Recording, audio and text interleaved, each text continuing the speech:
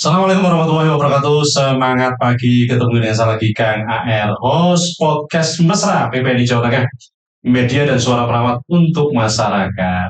Kali ini kita kedatangan dua Sri Kandi yang cantik-cantik, yang tentu saja hebat luar biasa. Ya, beliau berdua ini sebetulnya saya tidak harus menjelaskan, tetapi semua orang pasti insya Allah tahu. Dan beliau berdua ini sudah melanglang buana baik secara nasional maupun internasional, dan beliau sangat concern untuk memajukan keperawatan baik di Jawa Tengah maupun di Indonesia. Oleh karena itu kita sapa beliau berdua. Selamat pagi, semangat pagi. Semangat pagi, Kang AR. Iya. Mesra sekali Kang AR. Luar biasa ya. Yang pertama ini ada Dr. Hajah Suharsi, SKM MKes. Iya. Beliau adalah Dewan Pertimbangan PPNI Jawa Tengah dan pernah menjadi Ketua PPNI pada tahun 2005 sampai dengan 2010. Alhamdulillah, luar biasa ya. Amanah. Tentu saja dengan latar belakang sejarahnya, historisnya ini tentu saja tidak diragukan lagi nanti. Yang kedua, wah ini kayaknya istilahnya itu fotokopi ya. Fotokopinya dari Dr. Hajah Suharsi.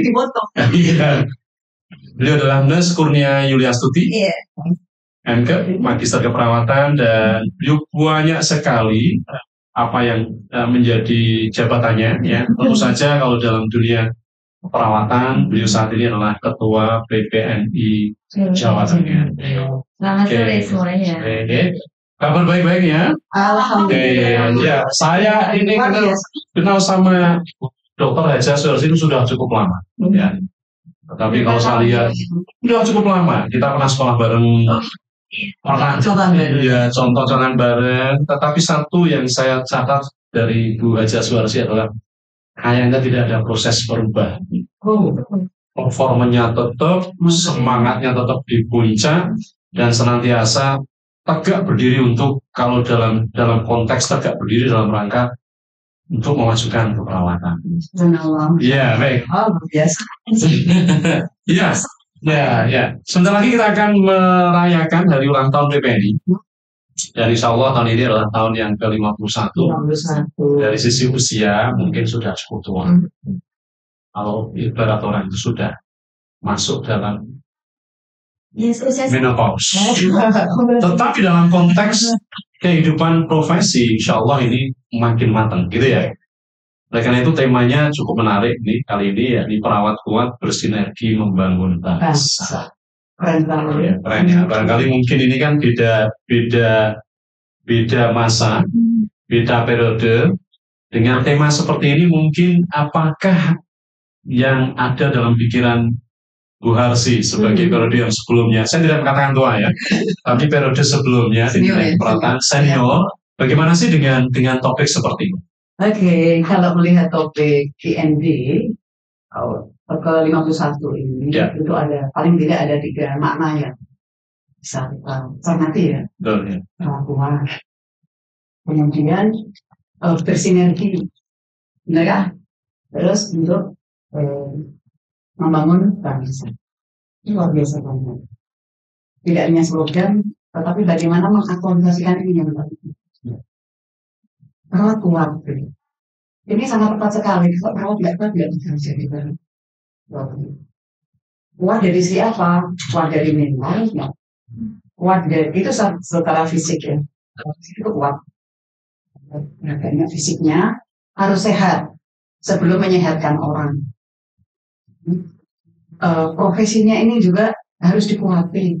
Tidak hanya menempuh jenjang pendidikan. Dari era ke eranya, dari nurse, sebelum nurse ya, jadi satu nurse. Tidak hanya itu yang dikuati, tetapi ongoing proses itu mereka menurut kami harus menguati apa yang ada di khasanah intelektual mereka. Oh ya, oke. Jadi kuat itu multidimensi ya? Multidimensi. Nah, tapi apakah perawat yang ada di Indonesia belum kuat menurut Bu Harsi? Dari era ke era kekuatannya tentu beda. Oke. Itu baru kekuatan dari sisi individualnya. Dari sisi kalau dia mengaku sebagai profesi, organisasi profesinya sekuat apa? Peran dia apa untuk menguati organisasi ini? Jadi penting kan. Ya. Nah itu sebenarnya juga multidimensi pula, tergantung dari bagaimana niat dan tekad untuk membesarkan profesi ini sehingga menjadi kuat. Kuat bukan berarti mengandalkan dari sisi quantity tentunya. Kalau dari jumlah saya rasa kan makin tahun kita makin banyak ya. Menang kalau dari sisi jumlah kan. Tapi kekuatan yang dimaksudkan oleh Bu Arsi ini lebih ke arah tadi intelektual, kognitif, afektif, psikomotornya. Wah keren ya. Nah, untuk generasi yang agak lebih muda, gimana nih? Ada kuat, ada bersinergi, ada membangun bangsa. Yang kuat sendiri itu barangkali menurut Bu Yuli. Melihat sejarahnya, saya itu ikut Binul sejak 2005 menjadi wakil sekretaris. Tepatnya mendampingi lah. Sosok perawat kuat itu ya Bu Arsi pada masa itu. Masya Allah. Tantangan luar biasa, tidak ada apa-apa, tidak memiliki uang sepeser pun di organisasi, tetapi beliau bisa menghidupi organisasi. Itu yang baik. Dan itu perlu mentalitas baja. Harus jadi orang tanda kutip orang gila dulu ya Bu. Artinya memang yang betul-betul mewakafkan dirinya untuk organisasi itu satu. Artinya nilai itu kan mentalitas, karakter, karakter. Nah di era sekarang ini kan didikannya era gengsi. Ya, ini kan sungguh luar biasa sekarang fenomena bahwa kalau tadi kualitas itu kita nomor satu. Di rumah sakit itu hampir 50 sampai 60. Kuantitas mungkin ya, kuantitas. Ya, kuantitas itu adalah kuantitas. Kalau kualitas, nah ini kita bicara tentang pendidikan. Sisi lain, saat ini sudah mulai banyak nurse spesialis, tetapi makna itu belum muncul di klinisi. Tetapi mereka saat ini posisi di klinisi ini sudah mulai menata diri mereka untuk kuat sejajar dengan profesi yang lain. Sudah dirasakan di situ dengan cara nurse spesialis sudah dibuka gitu sebentar gitu. Tetapi kembalinya tadi Bu Arsi menyampaikan ada namanya ada namanya soft skill atau karakter ini. Saat ini ada 5 kuadran, ada A1 ini adalah karakter yang positif, kemudian kualitas kerjanya bagus, itu A1. A2 ini baik karakternya, tapi kompetensinya kurang ya, setengah-setengah lah. Kalau disuruh ini 2 kali impus lah seperti itu ya. Ada yang B1 ini karakternya justru kurang, tapi dia tingkatnya tinggi sekali. Nah ini yang sering diproblemkan mungkin saya. Oh berarti ada kualifikasi. Iya. Yang terakhir memang angka karakter dan etis ini masih belum ada semuanya. Nah PR inilah kalau disampaikan ini kuat, positioning perawat itu pasti banyak di A1. Di klinisi masih banyak A1. Tetapi ada juga PR yang masih di B1, B2. Ya artinya memang perlunya PPNI menguaskan dari kualitas tadi supaya muncul buharsi berikutnya. Replikasi buharsi. Iya. Karena beliau sudah teruji menjadi orang yang betul-betul tadi mewakafkan hidupnya. Jangan mengkultuskan. Oh udah, ini bukan kultus, mewakafkan itu dari sisi kacamata ibadah. Karena yang dilakukan oleh beliau ini adalah satu ada unsur ibadahnya. Nah, sehingga masyarakat masih banyak berharap tuh. Ya, orang sudah banyak. Tapi kekuatan yang diinginkan oleh masyarakat kan, kalau bisa ya perawat itu kuat dari sisi fisik, kuat dari sisi mental, diajak ngomong tuh mereka juga santun, nyambung, dan diajak ngomong profesi lain juga nyambung. Jadi kekuatan itu sekali lagi multidimensial. Oke. Nah, terus yang kedua, ini kan masih tema ya. Bersinergi itu kan mesti mengandung unsur saling menguatkan. Ya. Jadi saya, Bu Arsi, sama Bu Yuli ini, kalau bersinergi akan ada 3 energi yang sangat kuat, dan itu kalau dilakukan secara bersama-sama akan jadi kekuatan yang luar biasa. Nah, perawat sendiri, menurut kacamata kakak saya yang senior, bersinergi di sini itu yang dimaksudkan gimana tuh? Bersinergi. Tentu yang pertama adalah saya selalu mengatakan untuk internal dan eksternal. Selalu. Bersinergi internal, bagaimana kita sebelum keluar itu bersinergi dengan keluarga dulu kan? Saling dukung. Ya, apa gunanya ketika kita di luar tapi nggak bersinergi dengan keluarga, nggak Tapi yang paling disorot oleh masyarakat awam tentunya adalah disinergi dengan pihak lain, multi profesi, kemudian multi stakeholders yang bisa kita gandeng untuk memajukan apa sih sebenarnya pelayanan keperawatan dan perawat ini perannya bisa dirasakan oleh masyarakat. Nah ini Pak Wan, saya juga dulu pernah worry juga gimana sih ini perawat dianggap istimewa juga ya, kalau dikatakan iya ya enggak juga, kalau enggak kok iya juga gitu ya. Itu ternyata berpulang pada seberapa jauh sih si perawat ini mampu memahami bahwa dirinya itu bukan sebagai solusi utama dalam memberikan layanan. Nah dari sisi personal aja, ketika dia melayani pasien atau menghadapi pasien atau klien, itu tentu lihat ini pasien ini dengan problem apa, dengan siapa saya mampu membantu pasien itu. Tidak hanya perawatan saja kan, baru pasien ada depresi, stres saja dikit gitu ya, dia harus mampu mengulik mereka penyebabnya apa, saya gandeng siapa. Kemudian terkait dengan case-nya, diagnosisnya, tentu medical treatment ya, dalam hal ini adalah teman-teman profesi kedokteran tentu bisa bersinergi ke sana, dan tentunya kita sering keep untuk memberikan data pasien, evidence pasien pada kasus seperti ini, termasuk nutrisionis, termasuk mungkin teman-teman midwife ya, barangkali kali ini memang case-nya maternity. Nah itu baru untuk internal yang terkait dengan klien yang kita layani. Belum bersinergi dengan keluarganya, ini juga semakin banyak juga case yang kita layani baik, tapi keluarganya yang menjadi stres. Dan itu berpengaruh pada si kondisi pasien itu, dan pengaruh pada sistem pelayanan yang kita berikan. Contohnya apa? Misalnya ya dari si ekonomi, health ekonomi aja, kalau kalian ini nanti dari mana? BPJS ya nggak ngerti gimana caranya, itu sudah satu kasus tersendiri. Belum bersinergi dengan kalau misalnya PWT di rumah sakit nih, rumah sakit ini kumpulan-kumpulan organisasinya bersinergi dengan siapa sih? Lembaganya ini bersinergi.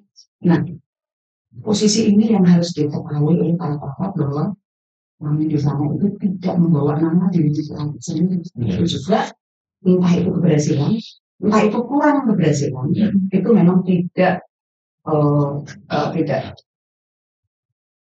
terfokus pada hal itu sendiri. Ya, oke, it is a good point and good view. Perawat itu kan tidak muncul dari keluarga. Artinya secara formal, kan tidak ada keluarga yang membuat pendidikan formal dari perawat. Dia akan menjadi perawat yang formal ketika masuk institusi pendidikan. Maka ketika kita bicara masalah perawat tua, perawat bersinergi ini, bagaimana dengan tanggung jawab pendidikan? Dan tidak boleh kemudian kita serahkan keluarganya, kita serahkan masyarakat, kita serahkan ini. Gimana?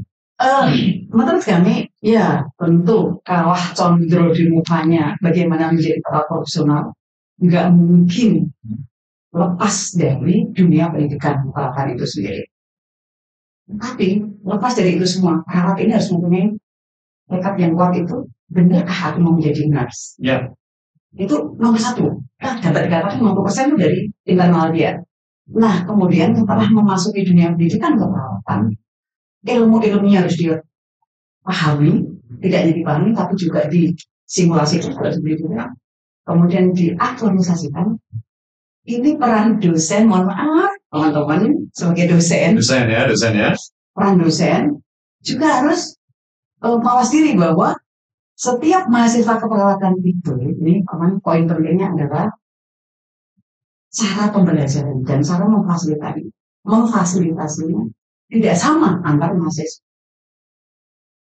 Boleh mata kuliah tertentu itu diberikan sama, tetapi dalam memfasilitasi para mahasiswa itu digunanya personil.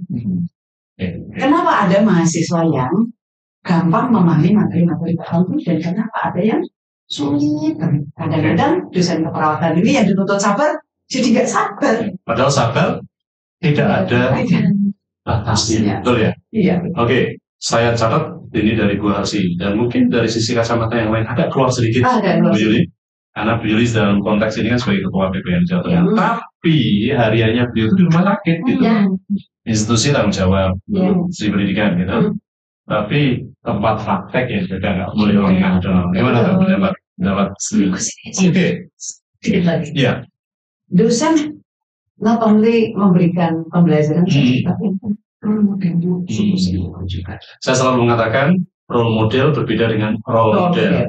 Kalau role model itu uswatun hasanah, tapi kalau role model itu model yang pakai role. Boleh, kan? Selamat nggak boleh role model. Nah, tapi harus role model. Nah, role model ini nanti dibawa juga ke Oke, mungkin Bu Yuli punya pengalaman bagaimana supaya mereka itu jadi kuat dan bisa bersinergi, itu ada nggak pengalaman di rumah sakit? Betul, ya.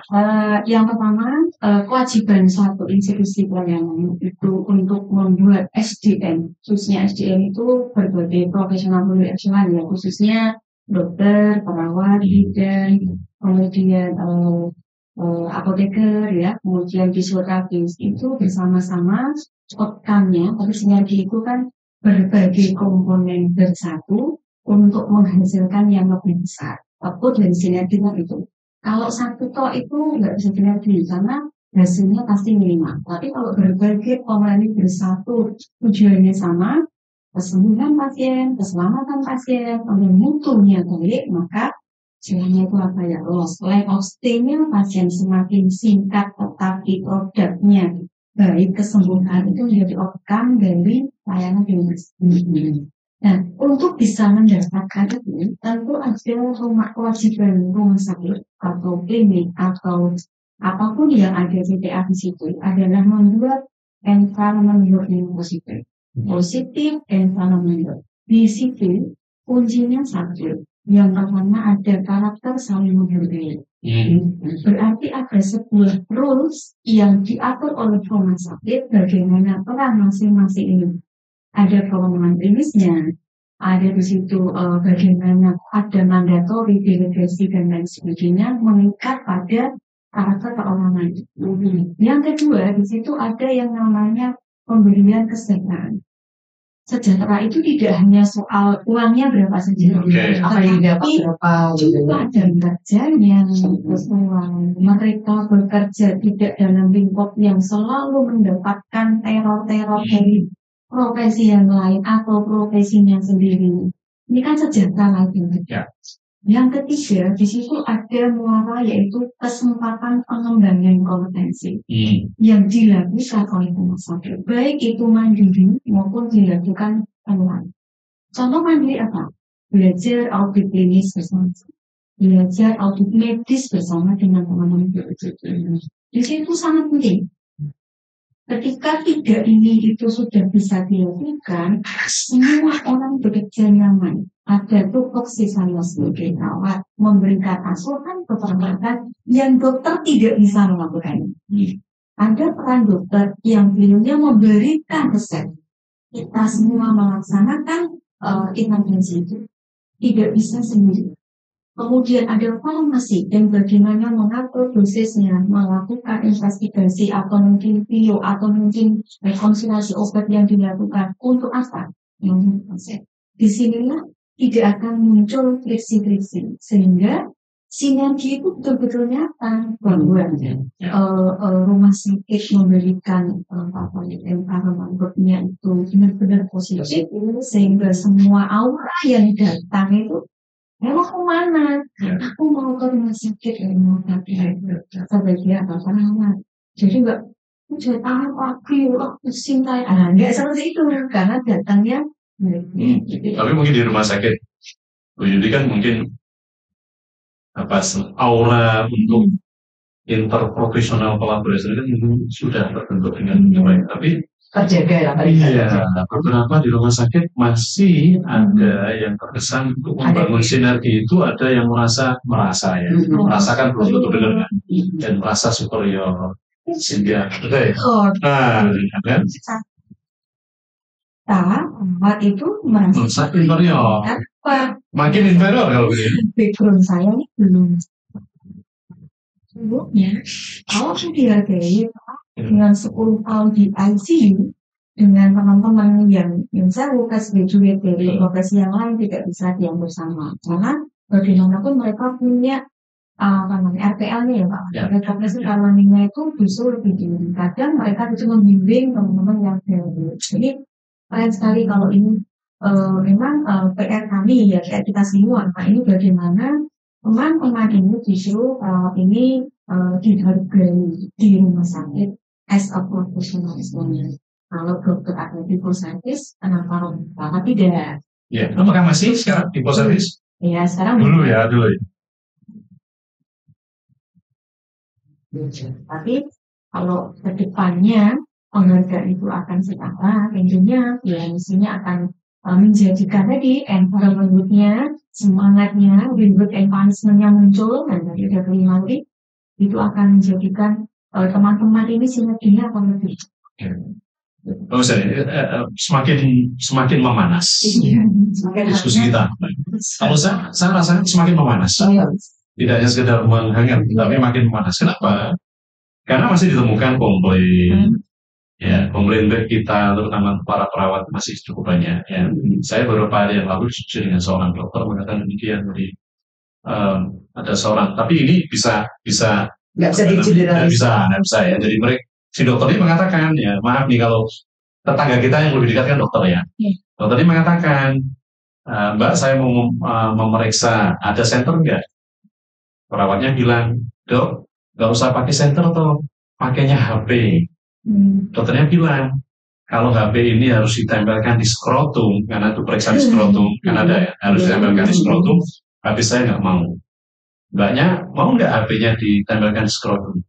Nah, artinya apa? Bahwa bukan persoalan center dan tidak center, tetapi perawat juga harus memahami bahwa pemeriksaan itu memang harus ditempelkan di skrotum untuk melihat apakah ada gangguan di skrotumnya atau tidak. Nah, kalau ini kemudian diganti oleh HP, kan ada persoalan ini. Ya, jadi artinya gap itu akan menjadi gangguan gizi lagi. Gimana nih menurut kakak senior lah ya? Itu bagus sekali. In case sering ya terjadi seperti itu. Waduh, nggak ada ini diganti ini. Mestinya dia berpikir juga. Jadi setiap tindakan sekecil apapun kan ada SOP-nya ya. Ada programnya untuk menjaga standar minimal. SOP itu standar minimal pelayanan.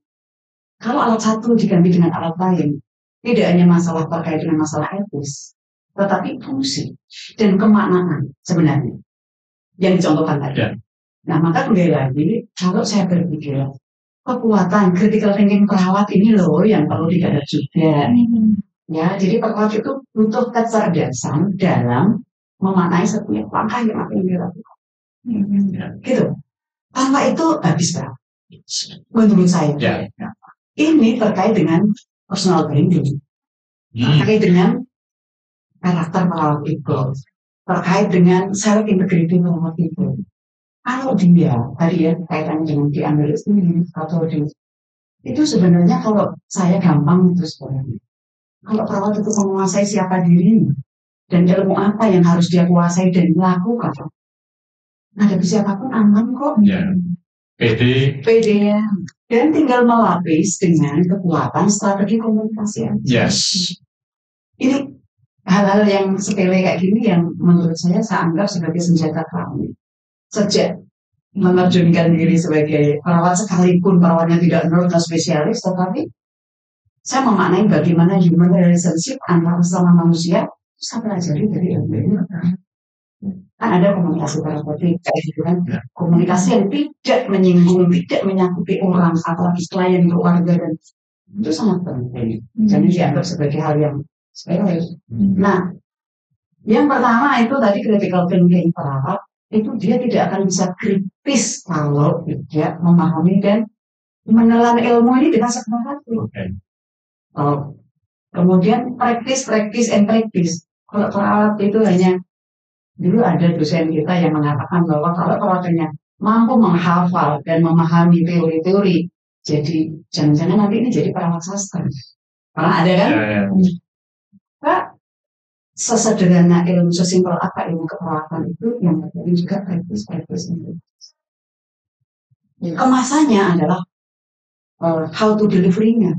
Ya. Bagaimana semua itu disampaikan gitu ya, dengan endingnya sebetulnya bukan kesembuhan kok menurut saya, karena kesembuhan tuh sono miliknya sono ya, milik Allah ya. Ini bagaimana kita memberikan pelayanan yang memberikan kenyamanan dan satisfaction pasien ini terpenuhi. Sebenarnya itu dengan kenyamanan dan kepuasan terpenuhi, stresornya dia itu akan turun, memicu hormon endorfin dia semakin bahagia nih. Hormon bahagia, aku dirawat si nurse ini gitu.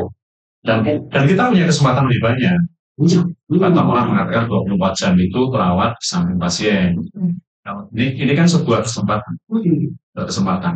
Tapi bagaimana kesempatan ini bisa dimanfaatkan dengan baik tadi?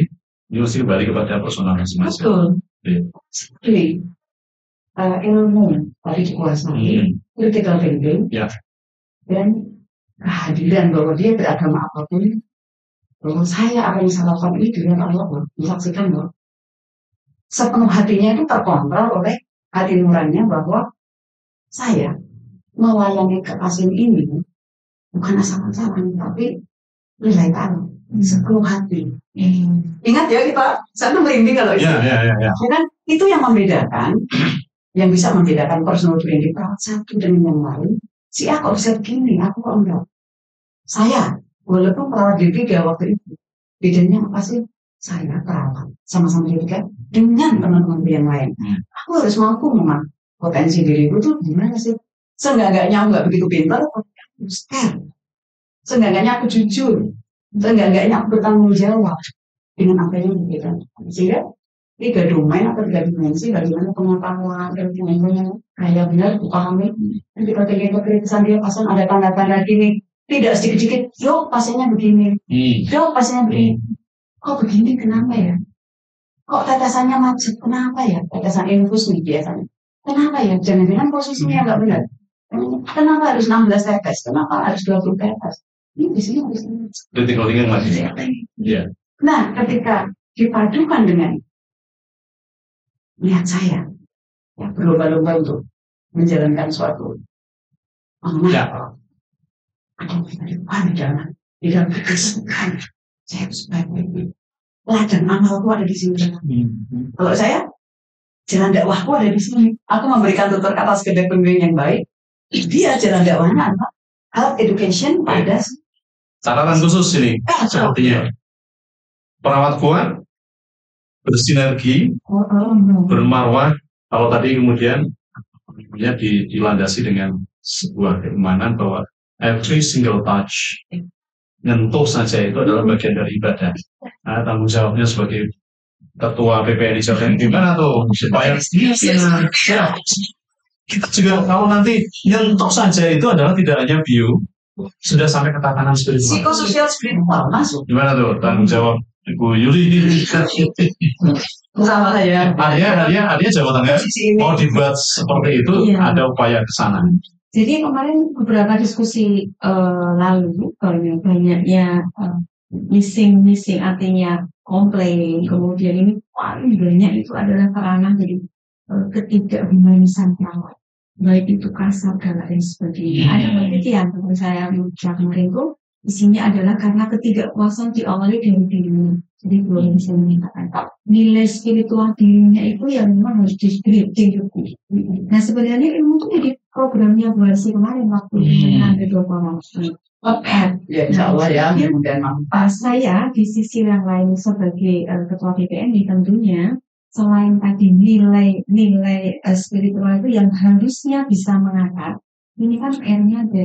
PPN-nya punya tugas bersinergi dengan perguruan tinggi dalam hal untuk bagaimana ketika outcome atau output lulusan itu harus dibawa ke kebutuhan yang saat ini. Kalau misalnya hasil risetnya di Harvard, contoh dan lain-lainnya mengatakan bahwa ini perawat ini butuh istilahnya keyakinan yang lebih dari spiritual, maka ini perlu menjadi program berikutnya. Baik di perguruan tinggi sebagai bagian dari pencetak perawat-perawat akan datang, ditambah dengan dari sisi profesi yang tadi Pak Wan singgung bahwa alat A diganti alat B. Sebenarnya konsepnya sangat baik ketika itu sebagai sebuah inovasi. penyetaan. Namun ketika tadi bahwa tidak didasar dengan critical thinking yang baik, dari center, dari HP, kemudian mungkin nanti dari HP jadi apa yang lain yang sekarang sudah mulai banyak yang dengan jam yang pakai sinar dan sebagainya, yang sebenarnya tidak sesuai, ini kan tidak. Ini fondasi-fondasi ini yang justru penting untuk disikapi. Nah, yang urgent juga disampaikan di sini bahwa tadi spirituality itu sebenarnya mendasari, dan sampai saat ini semua perawat itu belum tentu sadar bahwa mereka itu netral. Seringnya saya tanya, kamu di rumah saya kerja, bukan jam kerja saya sudah selesai. Kalau hanya jam kerja, ini pasien mau dihaji. Oh, ada banyak di dasar itu harus juga. Jam 2 lebih 5, ganti saya, karena aku mau pulang. Apakah itu tidak bisa? Itu spiritualnya udah terkikis ya? Iya, harus. Bahwa ini kan jam kerja, ini kamu praktek. Praktekannya apa? Menyelamatkan saya. Mau jam 5 sore, mau jam 6 sore, kalau kamu si pagi, itu your responsibility. Jadi ini yang ditanggung jawab. Ini praktek. Dan ini mengandung konsekuensi tanggung jawab moral, tanggung jawab hukum di situ, dan itu ada nilai-nilai yang harus disikapi. Karena sekarang dalam hal juga jelas di situ bahwa semua individu yang melakukan praktek itu memiliki tanggung jawab pribadi. Jadi majelis disiplin profesi dibentuk untuk apa?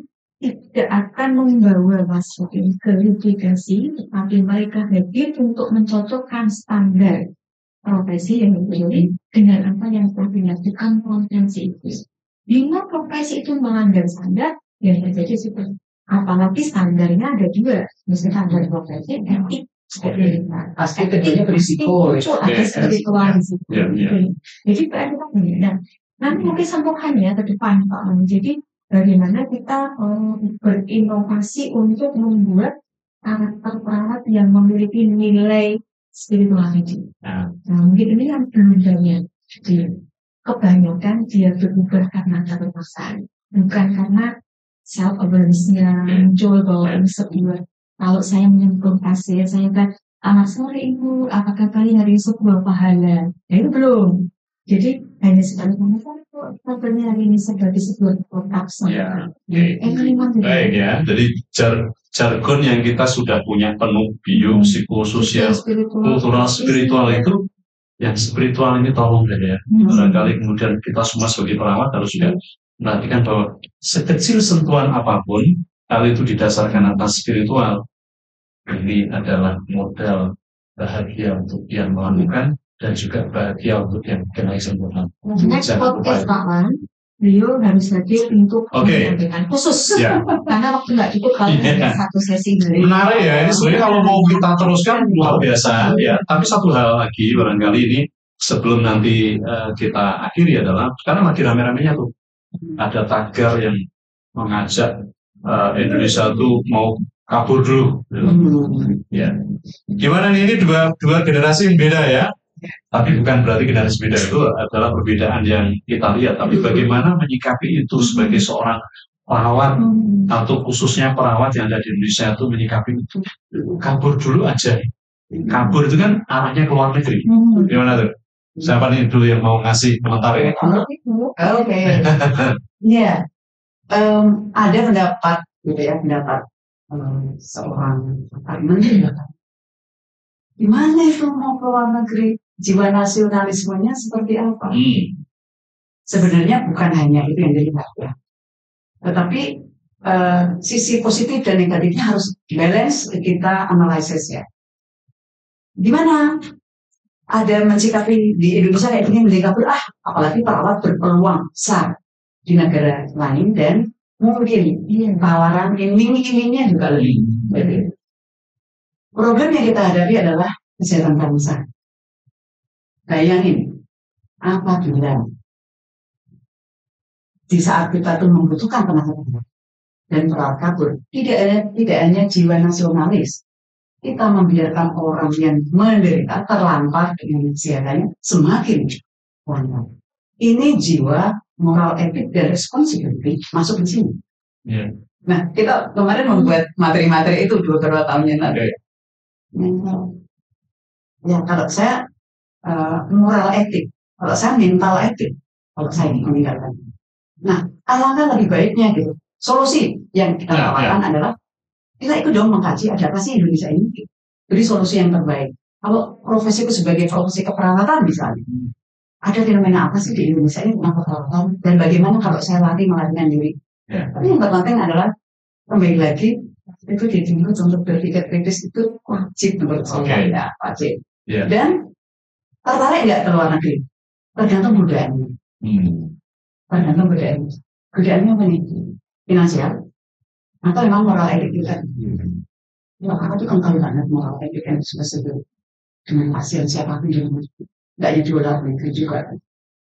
Kalau kita hanya sekedar tuntutan kebutuhan milik selamat, ingin aman, gaji gede, nggak klop dengan jiwa perawat yang sesungguhnya. Nah, ya kita involve dengan ada masalah apa sih di Indonesia nih? Aku bisa berperan nyumbang apa? Setidaknya berpikir apa sih untuk mengatasi situasi seperti ini? Toh, kalaupun aku berjuang di negara kita, juga nggak seberapa sih dihargainya. Yang tergantung. Lu tuh mau dihargai seberapa? Tergantung. Saat integritinya dia itu sampai ke mana? Kan?